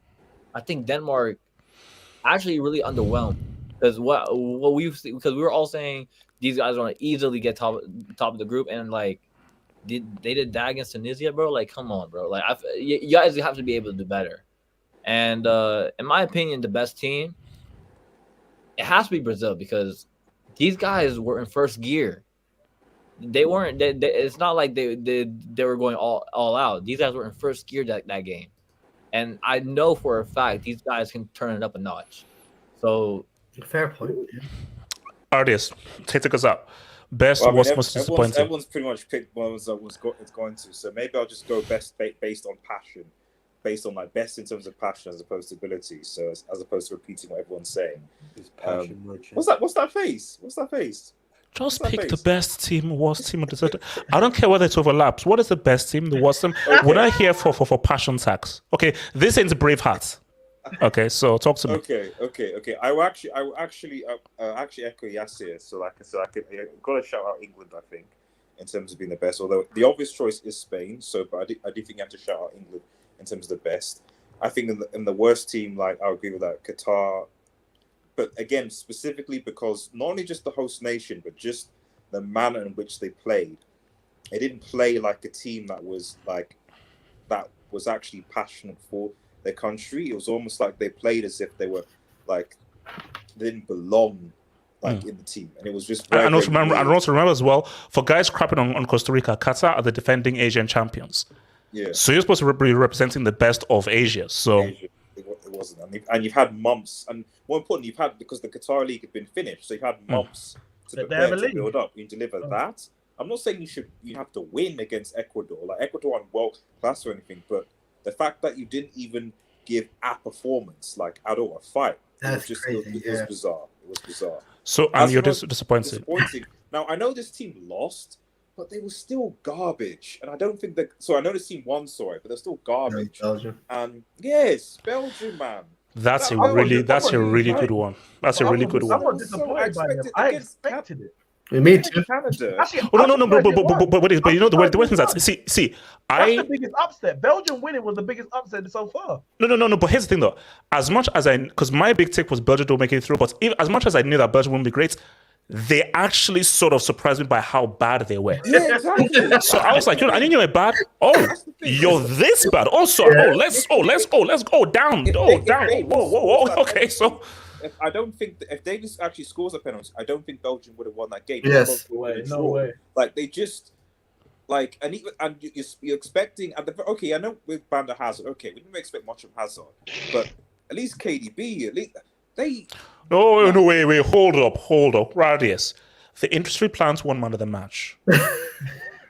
But Yeah. even he said, was made. even De Bruyne said himself, I didn't deserve this. He said it. I only got it because of my name. That's what he said. That's true. He said he's an industry plant. Yeah. Ronaldo won man of the match today when Bruno Fernandes literally put the game on his head. No, wait, hold up. You're kidding me. He You what? didn't know? He won. Ronaldo You're won kidding man of me. the match. You're kidding. And you're saying that VAR call wasn't CR7 tax. I mean, this is. Ronaldo What are won, the- Messi nil. Oh God. Okay. Last week. So, Godson, man. Thank you for the dub, man. Brazil. Football is beautiful again. Africa's sons are winning worldwide, so the content has to develop first. Salute. Here's the thing right now. For all of you guys crapping on Africa, I've got two words for you: slavery tax. Brazil are fighting the good fight. Brazil are fighting the good fights through slavery. They're fighting the good fights through slavery, man. So, Ricardo, I don't want to hear another word from your mouth right now, because I know you're gonna say say something that's gonna annoy me and piss me off. So I'm gonna keep talking over you, so no one can hear what you're saying. So I'd like to thank Ricardo, Nick. I want to thank Yaz. I want to thank Oz. I want to thank Artists, and I'll see you guys hopefully tomorrow at 10 p.m. if you can sleep through. I'm not gonna go and finish The West Wing on HBO Max. Peace out. Stay true. Sterile. Cristiano, you. Okay, let's get out of here.